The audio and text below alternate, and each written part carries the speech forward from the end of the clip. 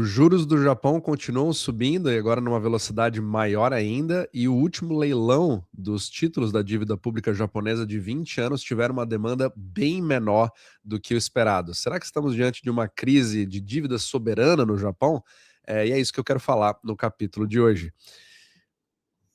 Então vamos lá, a gente começa com esse relato de que a demanda dos bonds japoneses está despencando. Então nós tivemos ali até seguradoras japonesas que já venderam 5,2 bilhões de dólares em bonds japoneses, né, com as maturidades de pelo menos 10 anos ou mais agora em dezembro, e foi a maior venda desde que houve a contabilização desses dados, né, em 2004. Então foi o quinto mês consecutivo de venda, ou seja, você literalmente agora tem uma vertente aqui de que fuja, é uma batata quente, né? E aí já cria aquela grande preocupação, porque todos só falam da mesma coisa, o famoso carry trade. Então, se você tem ali o Japão, que é o maior detentor da dívida pública americana, e ele tiver problemas nesse aspecto para obter capital, né, ou fazer o próprio carry trade, e você tiver que desfazer dessa posição, ele acaba tendo que vender partes disso. Então a gente precisa destrinchar o capítulo de hoje, porque talvez tenha uma história maior a se contar no próprio Japão do que no resto do mundo. Mas antes de mais nada, se você gosta desse tipo de conteúdo, né, nós temos capítulos gratuitos aqui no nosso Substack, de segundas a sextas-feiras, como esse que você está assistindo aqui, só que diferente do YouTube, sem propaganda. Você vê também todos os gráficos, artigos que eu uso, todas as fontes, diretamente no seu e-mail todos os dias, além desse vídeo, né? Então você tem tanto o artigo quanto o vídeo. E agora, se você quiser saber, mas como que eu invisto, né? O que eu faço? A gente compartilha o nosso próprio portfólio Omnimacro, que agora eu preciso atualizar, já passamos dos 3,4% nesse exato momento. E você e membros podem acompanhar também as mudanças do portfólio em tempo real. Então, todos os links estão aqui na descrição abaixo. É totalmente gratuito de fazer a sua inscrição. Então vamos lá, a grande preocupação que você tem no Japão é em relação a como os juros não somente continuam a crescer, mas agora está sendo cada vez mais acelerado. Então a gente teve recentemente um leilão dos juros de 20 anos, né, dos títulos de 20 anos, e eles tiveram uma demanda bem menor. Então se você olha aqui, de novo, né, nesse tweet aqui do Kobeissi Letter, ele falou aqui nessa parte da direita aqui, os juros de 20 anos tiveram o bid to cover bem menor. O que significa isso? O bid to cover é uma forma de você calcular a demanda pela oferta. Então ele tinha um fator de 4,1, que foi na última vez que eles fizeram esse leilão, só que de 4,1 caiu para 3,19. Isso é bastante significativo como fator multiplicador. Então você teve ali uma grande rejeição desses títulos, fazendo com que, obviamente, os juros acabem subindo. E aí fica aquela grande questão: o Japão estava na vanguarda em ter juros negativos, etc., ter controle da sua curva de juros, e aí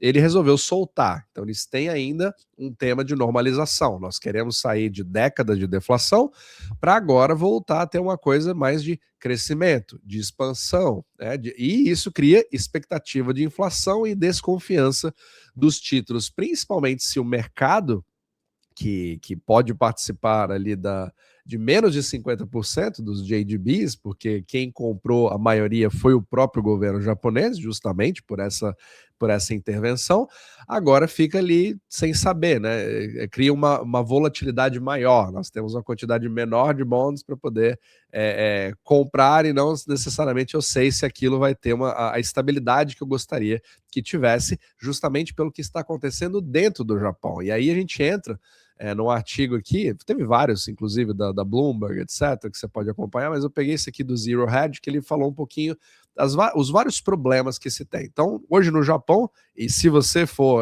morar no Japão, né, você me segue, eu tenho muitos seguidores aqui inscritos que são japoneses, né, de origem japonesa, moram no Japão hoje, vocês podem me confirmar se é isso ou não.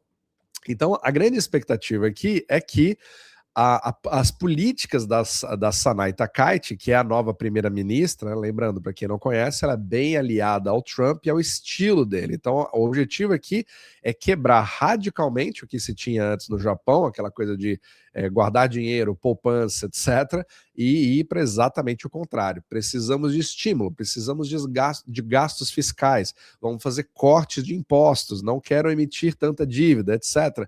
E isso deixou ali os investidores nervosos. Agora, se você quiser olhar pelo lado do Japão, tentando ser advogado do diabo aqui, não estou defendendo, mas só estou trazendo os dois lados da história para que você tire a sua própria conclusão. A conclusão fica aquela coisa: será que não estamos reclamando demais? Porque antigamente, se os juros estavam baixos, o problema era que o Japão não parava de controlar a sua própria curva. Agora que a gente parou de controlar a nossa própria curva, os juros estão saindo de controle, então perdemos o controle da dívida. Peraí, você tem que escolher, né? Eu já falei isso em capítulos anteriores. Então a gente precisa avaliar isso com um pouco de calma, né? Mas vamos lá. Então, primeiro que você tem esse tratamento de choque. Então, a partir de agora, nós estamos diante de um novo Japão. É um Japão que quer fazer a seguinte coisa, que é crescimento nos gastos fiscais, ou seja, vai estimular, estilo Estados Unidos, né, gastos fiscais, investimentos, etc., ao mesmo tempo fazendo cortes de impostos. Então, teve uma série de impostos, acho que teve um imposto ali, se não me engano, deixa eu ver aqui, acho que é de 8% sobre o consumo em alimentos. Então, ela prometeu fazer ali uma paralisação na cobrança do imposto de consumo, né, em 8% em comida, e ela também falou que ela quer fazer gastos fiscais para poder aumentar empregos, etc., aumentar o consumo e crescer ali a arrecadação em outros tipos de impostos. Só que isso sem necessariamente aumentar radicalmente a quantidade de dívida emitida. E talvez seja um pouco disso que ficou meio atravessado pelo mercado. Falou, peraí, você quer cortar impostos. E aí, aquelas suspensões de 2 anos ou mais, o mercado já está achando que isso vai ser permanente. Então, de onde virá o dinheiro? Tem toda aquela questão da mecânica monetária em si, né? Que a gente não precisa entrar aqui, que impostos não pagam isso, né? Na verdade, eles simplesmente destroem dinheiro, entrando ali no TGA do governo, do governo japonês, né? As contas públicas, mas isso é algo para outro capítulo. Mas isso pega mal. E aí você está segurando um título que tem 20 anos, 30 anos, 40 anos, é literalmente um casamento, né?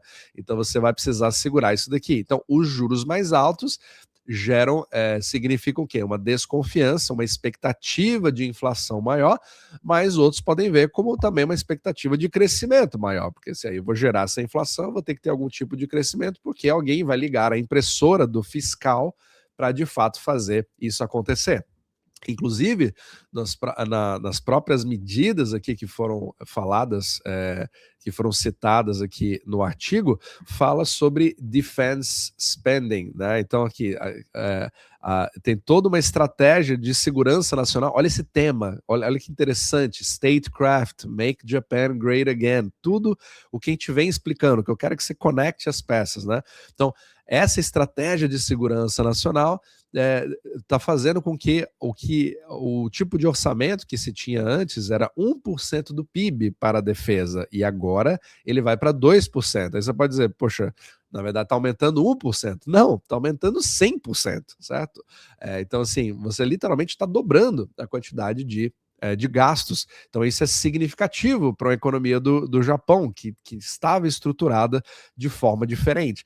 Aí vem aquela grande questão, mas espera aí, você não fala tanto do carry trade, você não fala tanto que isso pode criar sérios problemas, e o Japão é o maior detentor hoje das dívidas americanas. Por que isso poderia ser um problema? O que tem a ver com a dívida americana? É que o Japão, sendo o maior detentor, ele justamente é o maior detentor por reciclar capital. Então você pega empréstimos do Japão a juros zero, a juros praticamente zero, e empresta isso para os Estados Unidos, e investe. Você pega, você se expõe em títulos ou ações ou Bitcoin ou qualquer coisa que esteja denominada em dólares, e isso poderia se reverter. Só que, como eu já expliquei em vários outros capítulos, né, se for o primeiro que você esteja assistindo hoje sobre o Japão, acho que as outras pessoas já estão cansadas de saber, para você ter desfazer o carry trade e fazer com que isso tenha uma grande venda, né, na SP500, você precisa ter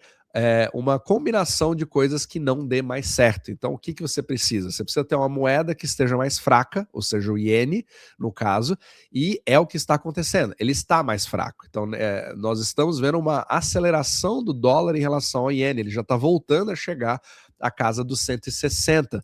Então, isso propicia, mesmo que você tenha juros maiores e seja um pouco mais caro você fazer o carry trade e pegar aquele iene emprestado, sendo um iene mais fraco ao longo do tempo, principalmente se isso for mais previsível, e esse crescimento vem acontecendo desde 2021, o carry trade meio que continua, certo? E você também tem o outro lado da equação. Você precisa que os seus investimentos nos Estados Unidos subam, que é exatamente o que o fluxo passivo de capital fala, que é um outro pilar que eu falo bastante nesse podcast. E a SP500 continua subindo. Inclusive hoje, eu estou na pré-abertura, na verdade, agora são 6 horas, ainda não chegou ali o momento, né?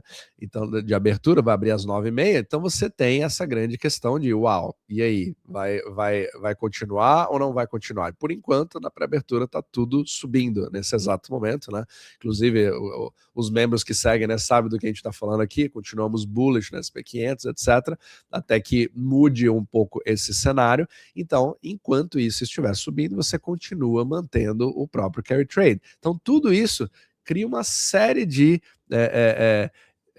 série de preocupações, mas a gente precisa olhar para todos os aspectos do carry trade, porque você vai ver cada vez mais vídeos, né, um pouco mais sensacionalistas, etc., dizendo que, olha, agora o Japão está ameaçando vender ali 1,2 trilhões de dólares, né, 1,2 trilhão de dólares em bonds americanos, e isso vai ser feito de uma vez, isso vai ser jogado no mercado e tudo isso vai desabar, etc.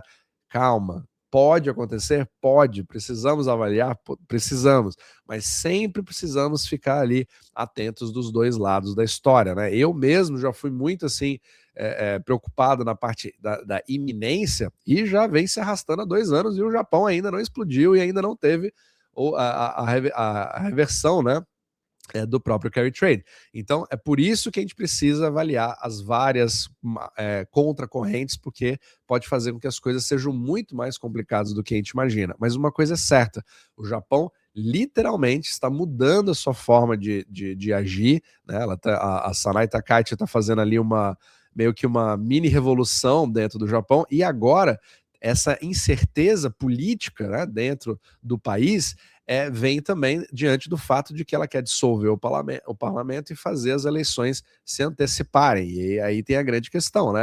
Está tudo na reta.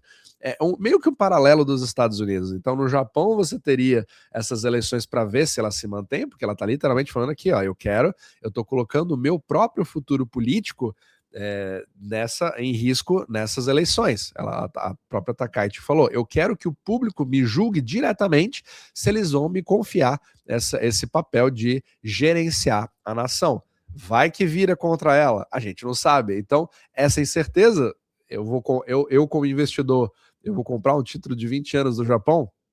Complicado, principalmente quando ela promete que não vai emitir mais, mas ao mesmo tempo ela está cortando impostos e aumentando gastos, e aí você já fala assim, a probabilidade que vai ter que ter uma enxurrada de novos JGBs é maior, e quando isso acontece, você precisa ter um juro maior para compensar isso. Então, as forças do mercado agora estão começando a agir, então falta entender se o mercado vai gostar da precificação, de talvez uma reprecificação dos JGBs de fato acontecerem, como o livre mercado manda, entre aspas, ou se ele vai voltar a comemorar um controle da curva de dívida do Japão, caso eles caiam, né? Porque imagina, olha que interessante, imagina que explodam os juros do Japão e de repente o BOJ fala assim, olha, agora eu vou voltar a intervir. Aí o mercado vai reclamar de novo que está intervindo.